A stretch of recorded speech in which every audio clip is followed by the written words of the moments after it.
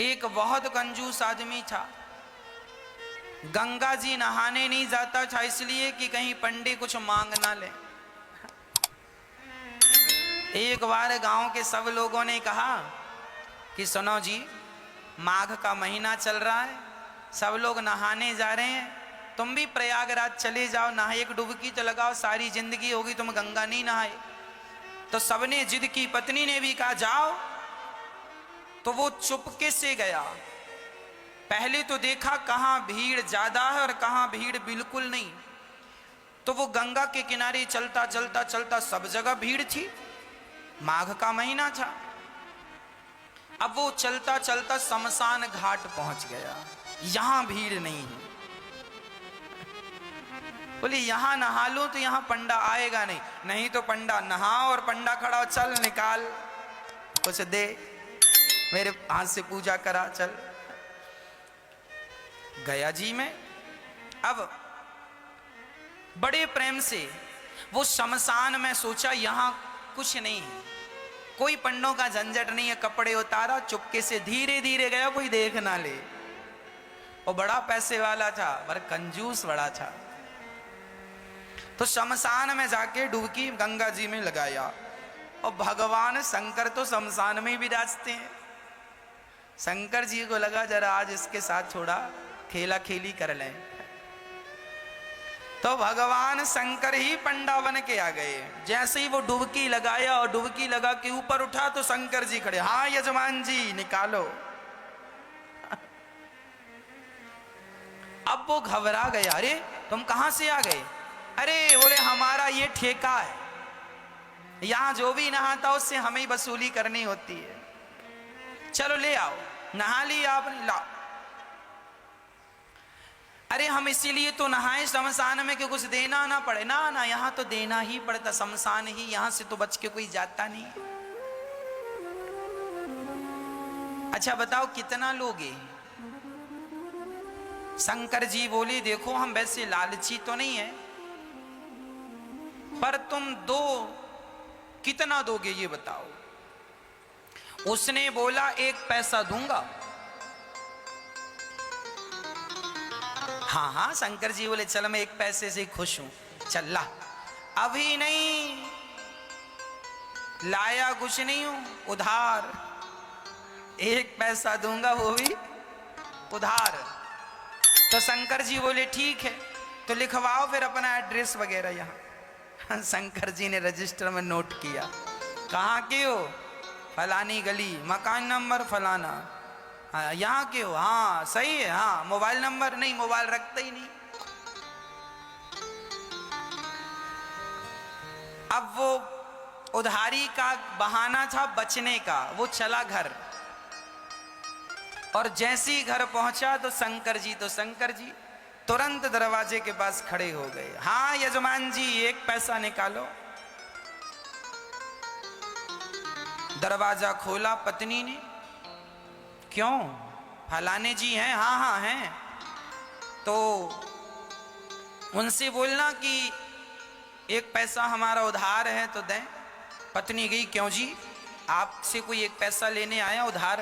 क्या लिया आपने? अरे लिया दिया कुछ नहीं, नहाया उसका 1 पैसा है। तो यजमान जी ने पत्नी से कहा सुनो कह दो कि घर पे नहीं है, जा। अब पत्नी गई, बोले मैं अभी तो कह के आई हूं कि घर। अरे कह देना मैं भूल गई थी।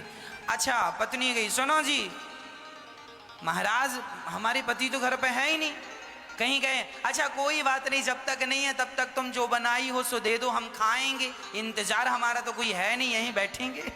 अब पत्नी को लगा हे भगवान ये खाएगा, और तुरंत दौड़ी दौड़ी गई, क्यों जी 1 पैसा नहीं देते तो वो खाने का भी बोल रहा है। खाएगा भी। तो यजमान जी बोले अच्छा एक काम करो, बोल दो कि पति की तबीयत खराब है। पत्नी फिर गई, सुनो जी हमारे पति की तबीयत खराब हो गई, अभी जाओ बाद में आना। अच्छा तबीयत खराब हो गई? अरे हम डॉक्टर भी हैं, वैद्य भी, लाओ कहां था भाई? अब पत्नी फिर आई, सुनो जी कह रहा तुम्हारा इलाज करेगा। बोले इलाज पता नहीं क्या करता, 1 पैसा तो अभी उतारा नहीं, इलाज करेगा तो पता नहीं कितना पैसा लेता है, इससे इलाज नहीं कराएंगे। अच्छा एक काम करो, कह दो कि पति, कह दो तुम कि हम मर गए। पत्नी ने कहा ये घोर पाप है, अभी आप जिंदा हो और हमसे कह रहे हैं मर गए। हम नहीं कहेंगे कि पति मर गए। अरे एक काम कर, मैं पड़ जाता हूं सांस बंद करके। वो सचमुच लेट गया। अब जब लेट गया तो पति ने कहा सुन ऐसे ना जा, जरा रोती रोती जा। ये सुनेगा कि मर गया तो चला जाएगा, एक पैसा तो बचेगा। अब वो मरने का नाटक किया और पत्नी रोती, महाराज महाराज बीमार थे, पता नहीं क्या हुआ, प्राण निकल गए। अच्छा शंकर जी बोले मर गया?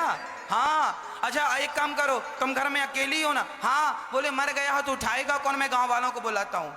अब भगवान जी ने, शंकर जी ने सारे गांव वालों, सुनो सुनो यजमान जी मर गए, सुनो सुनो यहाँ आओ, ये फलाना मर गया, जरा आओ।